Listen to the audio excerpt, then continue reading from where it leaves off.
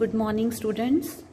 In this sixth semester, today we are going to start paper B, Electronics and Solid State Devices 2. So in this first chapter that we will study, that is field effect transistor, also known as FET. So the full form of FET is F stands for field, E stands for effect, and T stands for transistor. So in this chapter we'll discuss about what is JFET. J stands for junction field effect transistor. What is JFET and how this junction field effect transistor, how is it different from bipolar junction transistor, which we have studied in the last chapter of previous semester.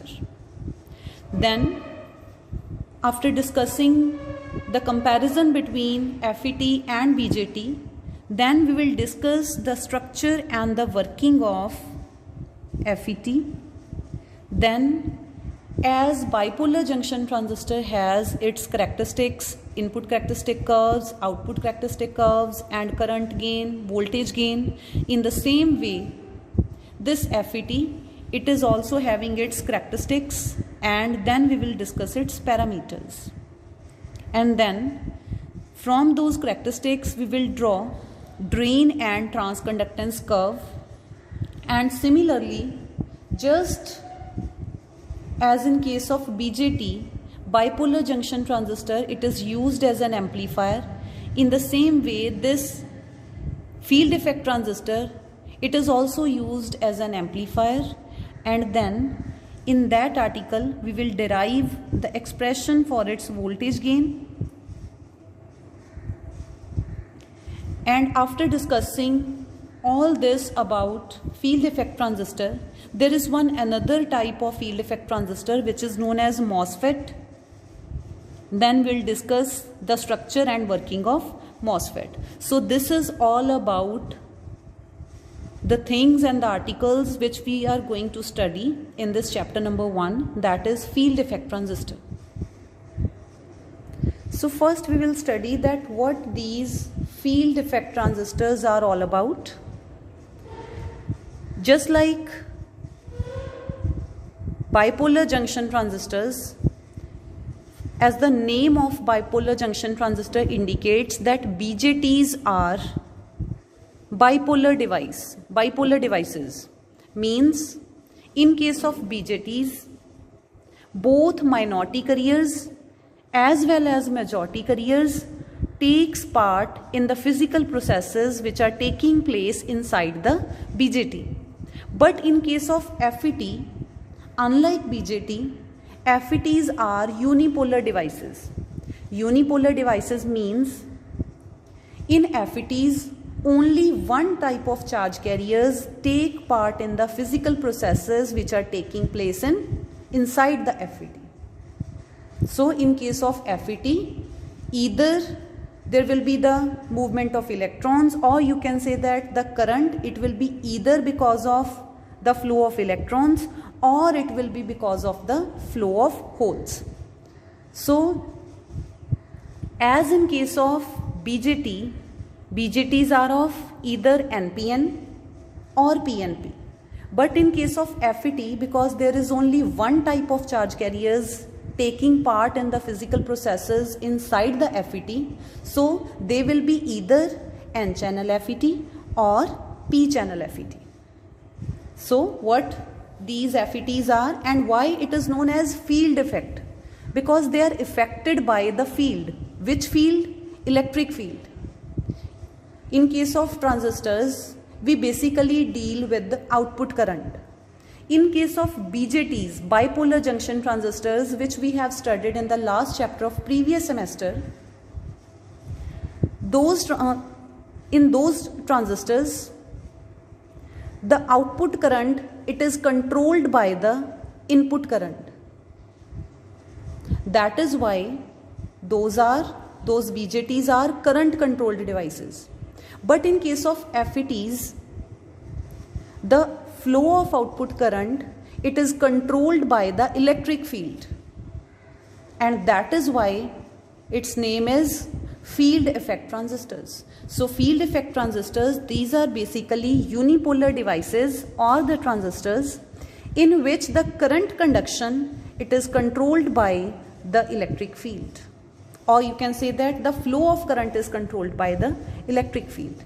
And unlike BJT, there are only one type of charge carriers in case of FET which take part in the physical processes inside the FET. So because of this, the main current which is flowing through FETs, it is either comprised of electrons, and electrons, majority electrons, they will be present inside the n-type semiconductor. So that FET, that kind of FET is known as n-channel FET, where majority carrier electrons, they are responsible for the main current. And if the main current through FET, it is because of the flow of holes, and majority carrier holes, they are present inside the p-type semiconductor. So this type of FET will be p-channel FET. And just like BJT, FET also has 3 terminals. What are the 3 terminals in case of BJT, which we have studied in the last semester? Emitter, which emits charge carriers, base, and collector, which collects charge carriers. Here, instead of emitter, we have source.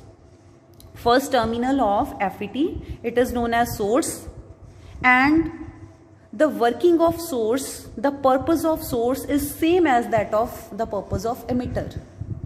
Similarly, this drain, the purpose of this drain, it is also similar to the purpose of collector. And then in case of BJT, we have third terminal, that is base, and in case of FET, we have gate. So the 3 terminals of FET are source.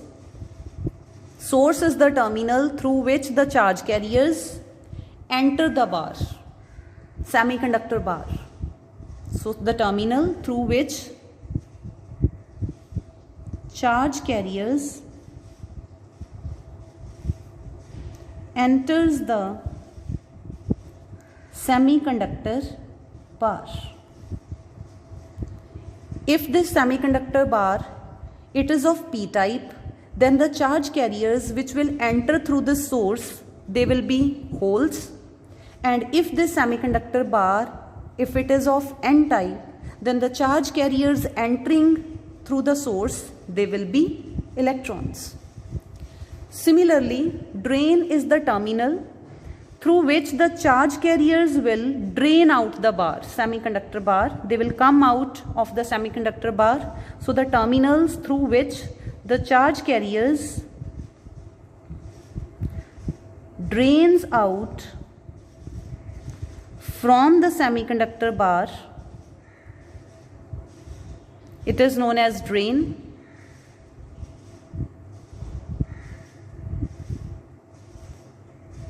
And the third terminal is the gate. Actually, gate terminal is basically of opposite polarity. Suppose if the semiconductor bar, this side is, we have source terminal, on this side we have drain terminal, and this bar, it is not 2-dimensional, it is having 3-dimensional structure.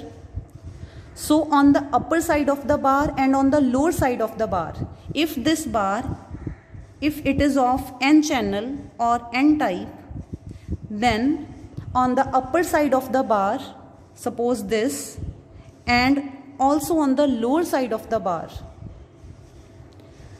opposite impurity, it will be diffused.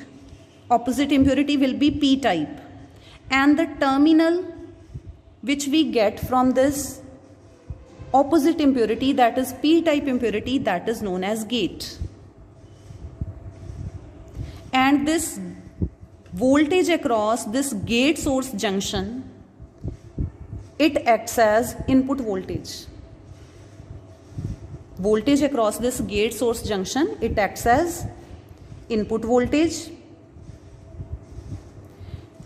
and this gate source junction, it is always reverse biased. But in case of BJT, the input junction, emitter base junction, that is always forward biased. But in case of FET, this input junction, which is the gate source junction, it is always reverse biased. So now we'll discuss the comparison of FET with BJT.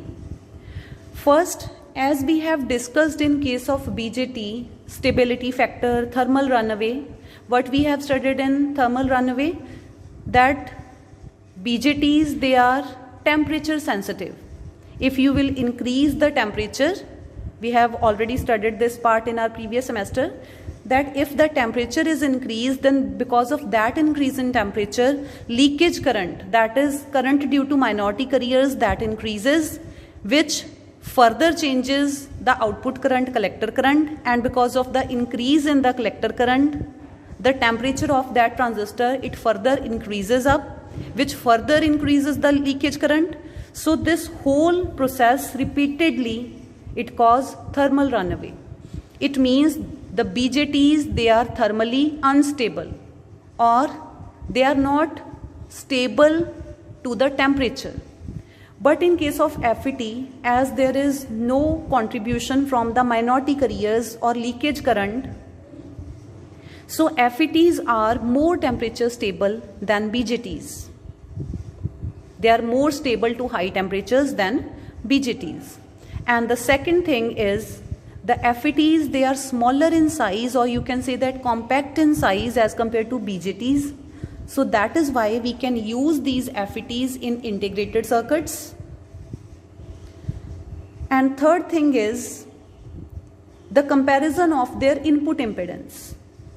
This we have FET. One terminal is source, which will supply the charge carriers. This drain, it will collect those charge carriers, it will drain out those charge carriers. And this third terminal gate, there will be voltage supplied across this gate source junction, which is VGS, gate source voltage, and this gate source voltage, it will control the flow of current through this. And this gate junction, it is always gate terminal, it is always reverse biased.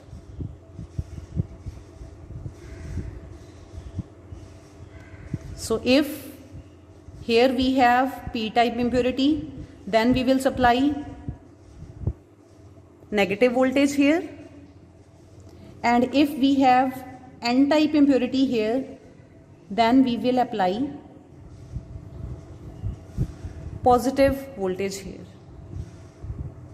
So this gate terminal, it is always reverse biased in FET, and we know that this is input junction. So input junction is reverse biased, and the resistance of reverse biased junction, it is high because it opposes the flow of current. So that is why the input impedance of FETs is high. Why the input impedance of FETs is high? Because this gate source junction, it is always reverse biased in FET. Whereas in case of BJT, the input impedance is low as compared to this FET. Why? Because in case of BJT, the input junction is emitter base junction, which is always forward biased. And the resistance offered by the forward biased junction to the flow of current, that is small. So that is why input impedance in case of BJT is smaller or lower than in case of FETs. And if the input impedance of FET is higher than the input impedance of BJT, it means these FETs, they will be less sensitive to the applied signal than BJTs. These FETs, they are also less prone to the noise as compared to BJTs because of their high impedance, input impedance.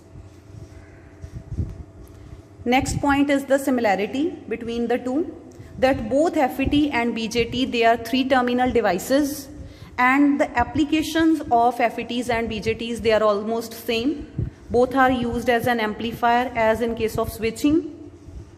And next point of difference is this FET, it is the voltage control device, and this BJT is the current control device. How? Let's see.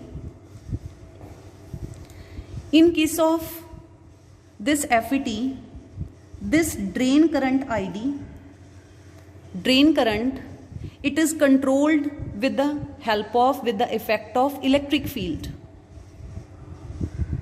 And that is the electric field produced by the voltage across this gate source junction.